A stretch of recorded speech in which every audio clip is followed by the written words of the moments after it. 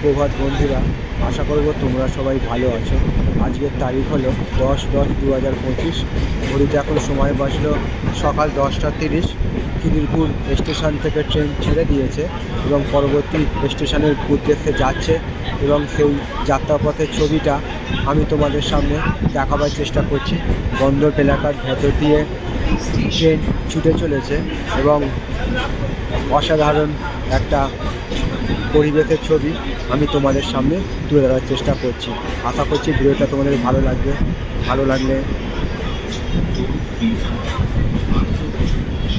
অবশ্যই তোমরা মন্তব্য করে জানাবে কেমন তোমাদের ছবিটা লাগছে।